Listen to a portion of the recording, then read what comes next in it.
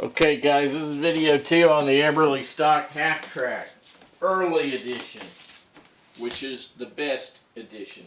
Okay, not my opinion, just a fact.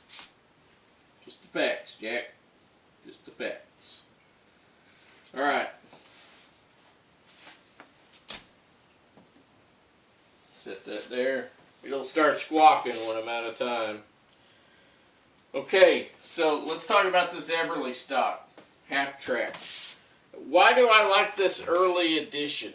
Okay, the back of it's covered up because I put a Marine Corps sustainment pouch on here in the same color.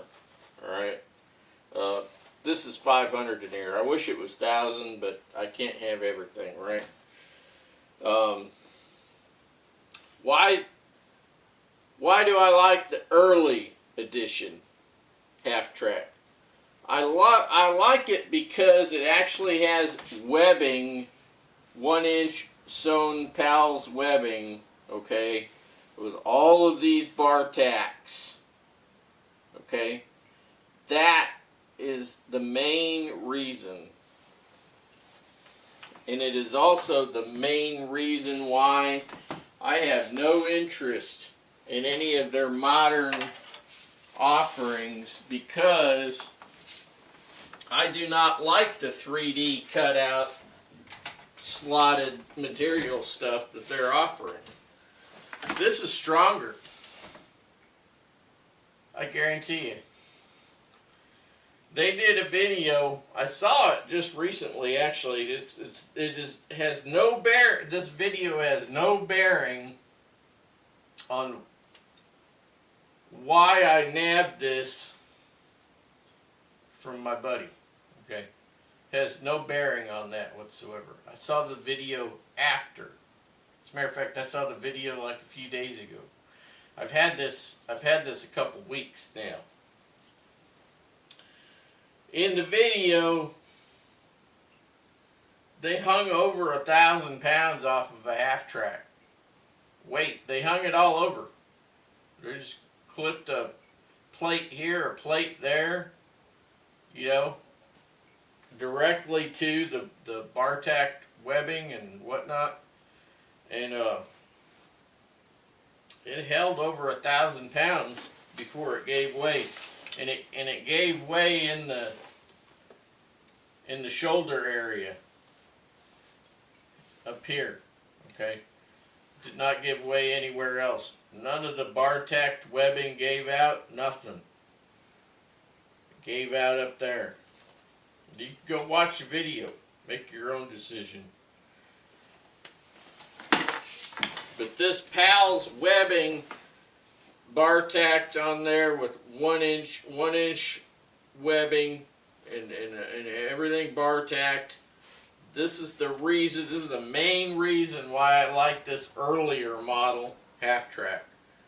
Is because I like to have the actual material webbing on the ruck like this, because it does strengthen everything up. Now I'm going to tell you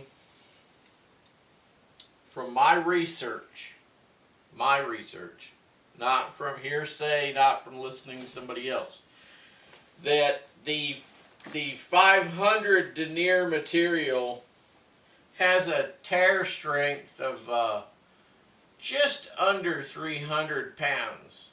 It tears, okay? The 500 denier will tear it like 290 something pounds, right? 1,000 denier material, now we're talking, you know, military quality 500 denier and military quality 1,000 denier material. 1,000 denier material has a tear strength of more than 600 pounds. It takes more than 600 pounds to tear 1,000 denier material. 500 denier, it takes 290 something pounds. So just shy of 300. So over 600 pounds for your 1,000 denier. So 500 denier to 1,000 denier material. The military often uses both of these. This bag is 500 denier. In the past, the military used to use 1,000 denier a great deal, okay, a lot. And then they moved to 500 denier. I mean, we've been at war for 20 years, so it's a possibility that they moved to 500 denier just because they had to, because they couldn't keep up with the demand for 1,000 denier material. That's a possibility. But they always used to use 1,000 denier in everything military because it's just so doggone strong, right? Really strong. And that's one of the reasons why I like it. It's just so overkill. Now, that said, 500 denier ain't bad.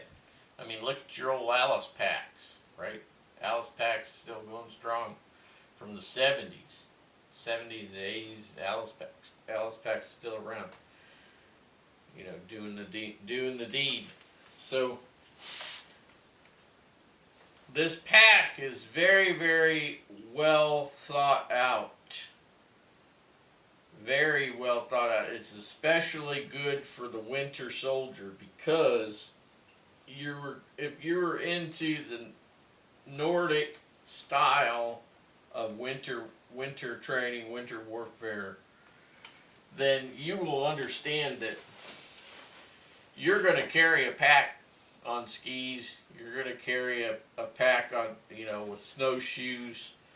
You're going to have a pulk carrying the heavier stuff.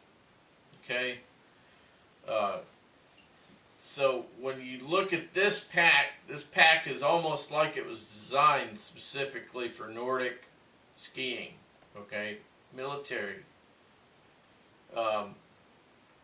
It has the sides of it.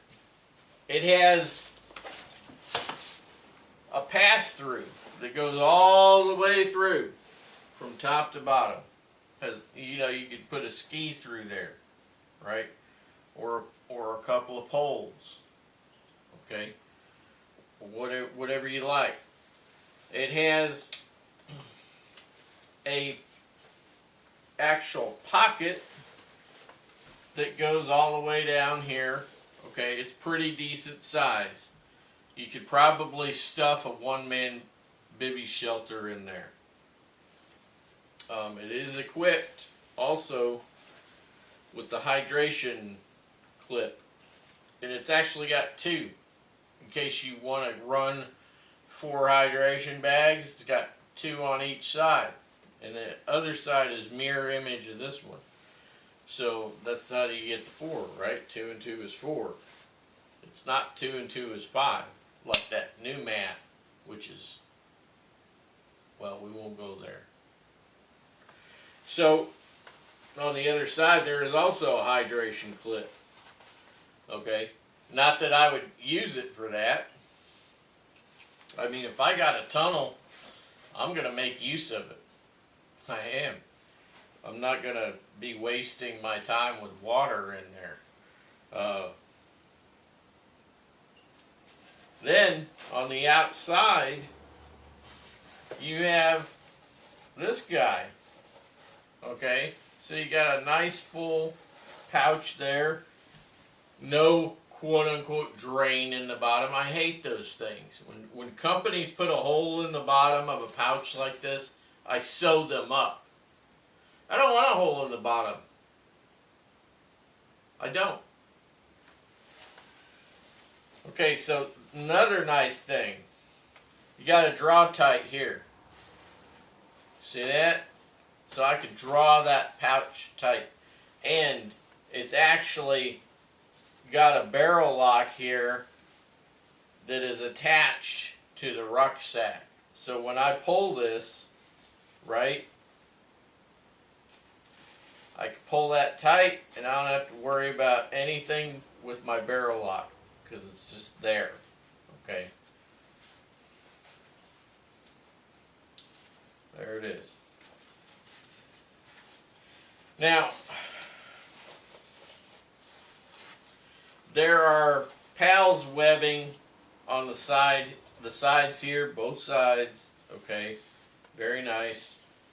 There's PALS webbing on this belt. This belt is made the same way as the shoulder straps. It is thin and wide, and that's made to go over bulky winter clothing. It's removable.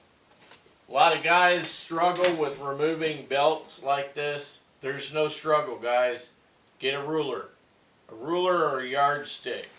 You get a ruler or a yardstick, and you get what you do is you get your fingers back there, and you just kind of start the edge. You shove the ruler in there, and comes off instantly.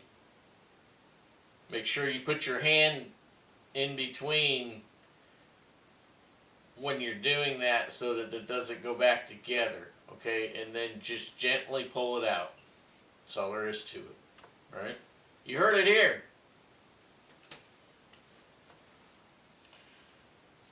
These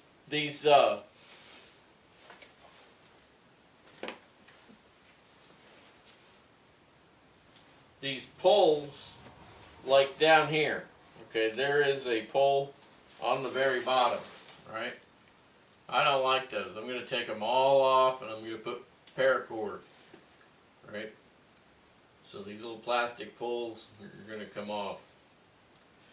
In here is a rain fly on a small tether, right? So that you can take the rain fly out and deploy that anytime you need it.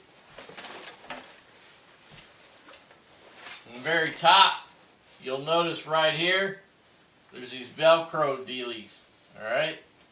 Those are pass-throughs. Those cover the holes. And then you get into the top pocket here.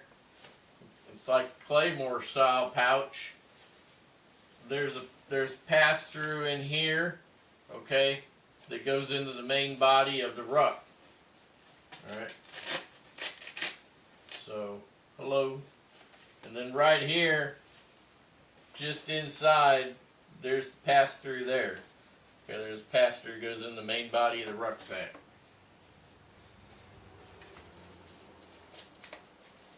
Go ahead and close that back up.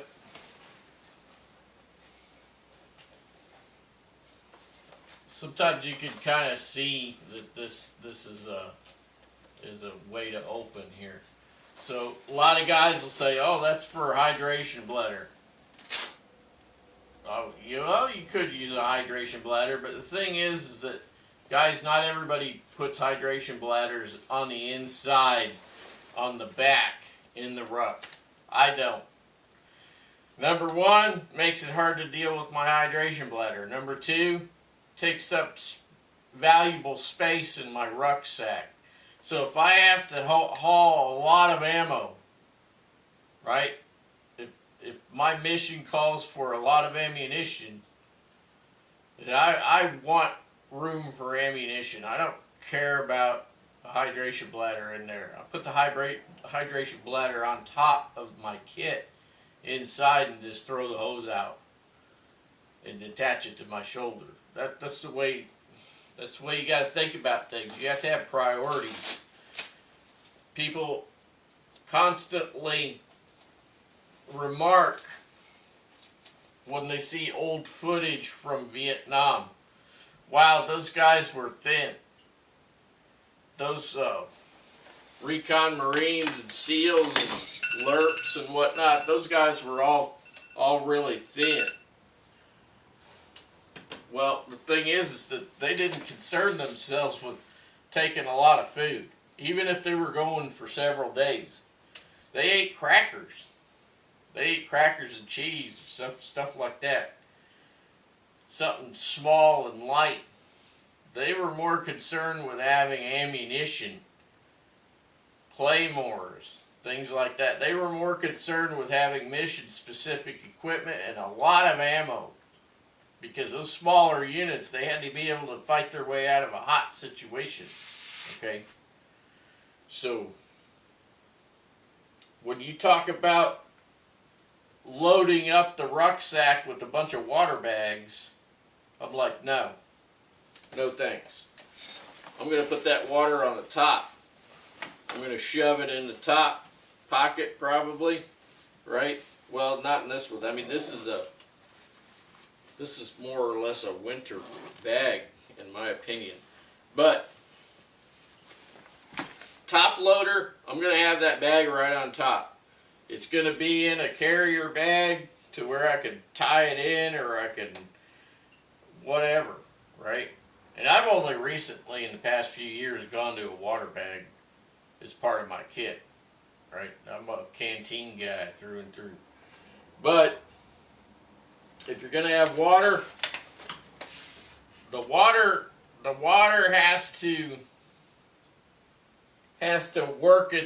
to be worked around the primary gear, your kit, your primary fighting kit, your fighting load. It has to be worked around that. You don't work your fighting load around your water. Okay? You don't work your fighting load around your water. You make sure you can drink water. You make sure you can get water. Make sure you can filter water, because we need water. However, we also need that fighting load to be able to get us out of a hot situation if we get pinned down somewhere, okay? The first primary thing is have plenty of ammo, right? Okay. Catch you later. If you have questions or comments about that half track, let me know.